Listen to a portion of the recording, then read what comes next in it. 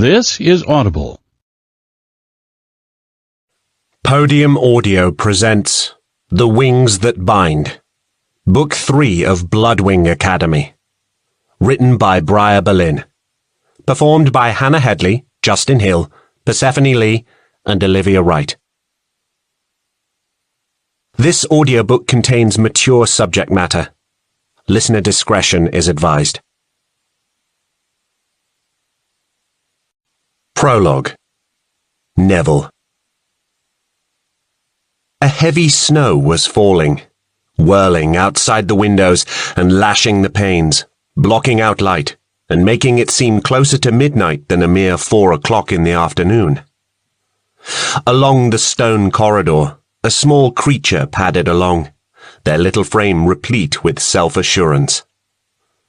The air carried the scent of sausages and cinnamon, both flavors they were rather fond of. The smells of cooking were good ones. They helped to cover over the scent of fear. Fear had been thick in the halls of Bloodwing these past few days. Not merely the sharp, panicked fear of students who had forgotten to study for exams, but a deeper kind, closer to terror. The kind that tasted like blood and heartbreak. Neville had known that kind of fear before. He didn't like it. Continuing on towards the kitchen, he passed unnoticed, as he always did unless he decided it should be otherwise. Professors glanced past him. Students stepped around him, almost without realizing it. Leaping onto a polished wooden banister, he scampered down its slope, half sliding, half running, before jumping onto the ancient flagstone floor at the bottom. From there, it was a short jaunt into the kitchens. They were busy at this time of night. Preparations were well underway for supper, which would be carried up to the students in the refectory hall. Professors had their own table in the refectory, but many preferred to dine in their chambers. Trays would be carried up to them. Dozens and dozens of servants all working in harmony 3 times a day to bring food to the denizens of the academy.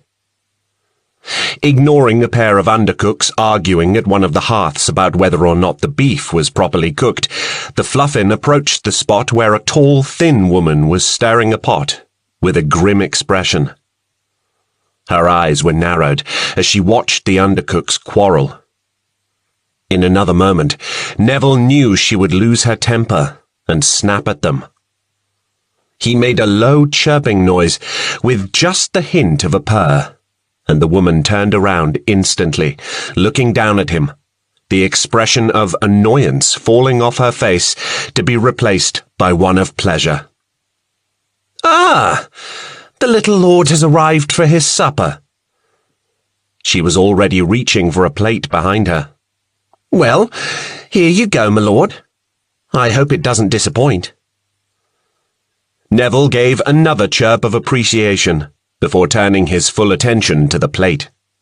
Slices of sausage, a butter biscuit, some greens, which he disliked.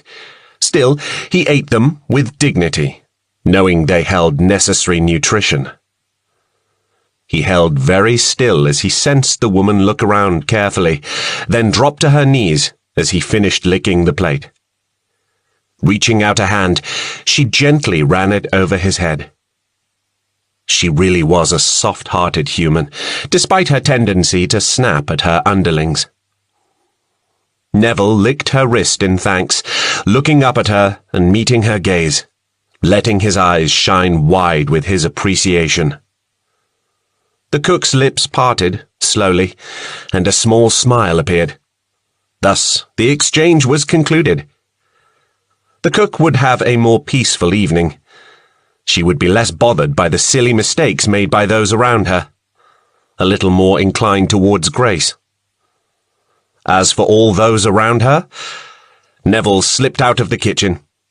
For the rest of them, it was as if he had never been there at all. While he was in the lower recesses of the castle, he decided to explore. There were deeper areas below the kitchens, areas which frightened him and over which he